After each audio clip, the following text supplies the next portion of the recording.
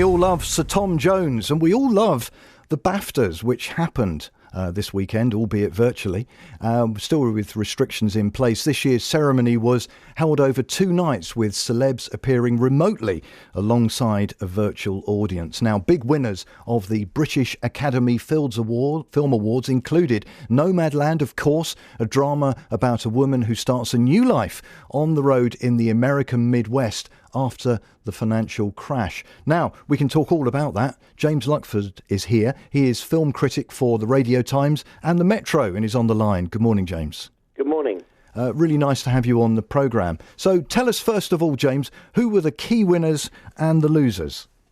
The key winners really was Nomadland. That scooped 4 awards, including Best Film, Director, Actress and Cinematography. It was also a good night for Promising Young Woman, which won Outstanding British Film and a Best Original Screenplay for Emerald Fennell. I suppose the big losers, there wasn't many huge shocks. I was a little bit surprised to see Riz Ahmed nor Chadwick Boseman both missing out for Best Actor to Anthony Hopkins for The Father. But overall, quite a diverse range of winners and all very deserving. Yeah, they were indeed. Now, really interested, first of all, that this award ceremony happened across the weekend over 2 nights. What was the thinking behind that?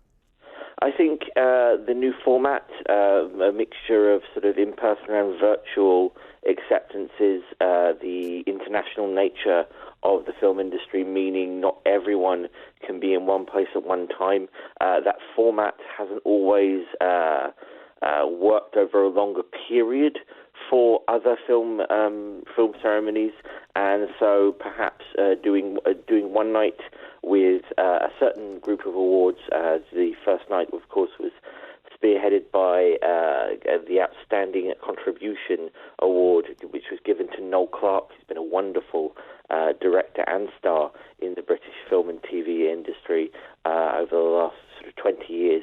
And the big competitive awards, if you like, being on the second night. So it's just a way to condense it and a way to keep, I suppose, audiences interested. These are shows, after all, and I think splitting it in half, if you will, brings a bit more of a digestible nature to the awards. Yeah. Now, there were no air kisses, of course, on the red carpet for the celebs. So describe for us what the ceremony was like. Was it just a lot of television screens supersized? It was a mixture, I think, of there's just no real way of bringing that atmosphere of a quote-unquote normal film awards to in this environment. There's no screaming crowds, there's no air kisses, as you say. But I think they did a very good job. It was a mixture of in-person acceptances and announcements with the people who were nearby being able to make it to the venue and do it in a socially distanced way. And, of course, people joining live via video links. I think they did it quite well. We're a few ceremonies in now in terms of various awards such as the Emmys and the Golden Globes, all trying different techniques. Some have worked, some haven't. I think BAFTA got it right overall. Yeah, no, interesting. So tell us, James, how much are the BAFTAs a precursor to the Oscars, which perhaps many of us know more about? I think it's part of the race. I think it's part of it's one of the indicators, along with the Golden Globes, along with the Screen Actors Guild Awards. There are voting patterns. There are a lot of people who vote for BAFTA who vote for the Oscars, and so there will be consistencies in terms of momentum on how people vote for the BAFTAs, and that will be reflected in how people vote for the Oscars. I think the fact that Nomadland has done very well here, as it did in the Golden Globes, as it did at the Screen Actors Guild Awards, will be a reflection of what happens in what we all, I suppose most of us see as it's certainly the most famous awards, but in Hollywood terms, it's probably the most important, the Oscars coming at the end of the month. Yeah.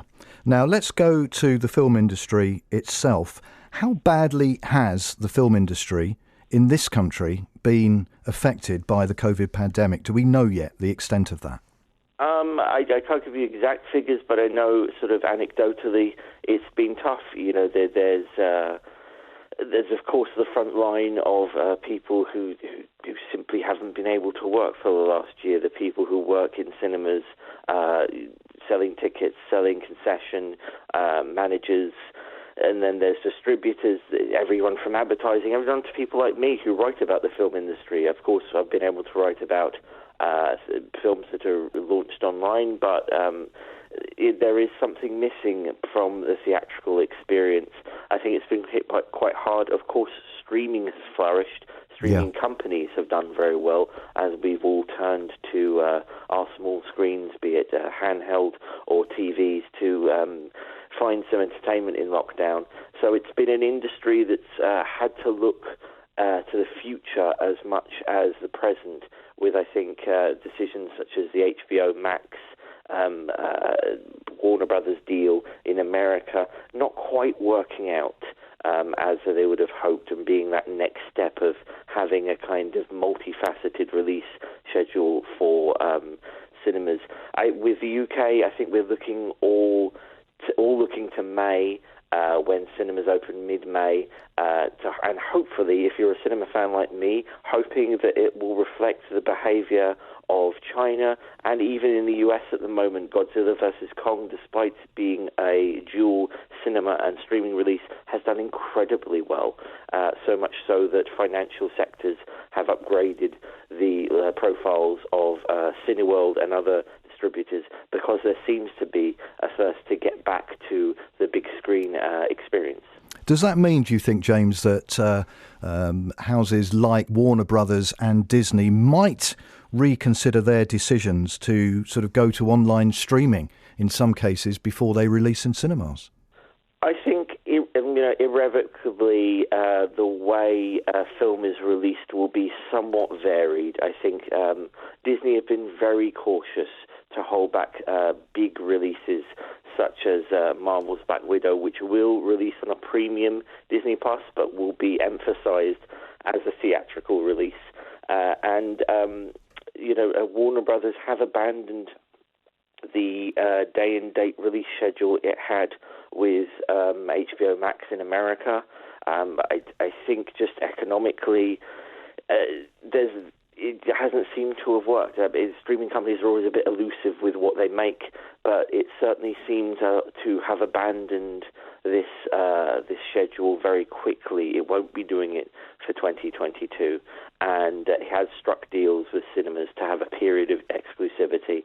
So it seems as though the public appetite for going to the cinema, for going to see something like Godzilla vs. Kong on the biggest screen possible, doesn't seem to have abated. No, can't wait to get back to the cinema myself.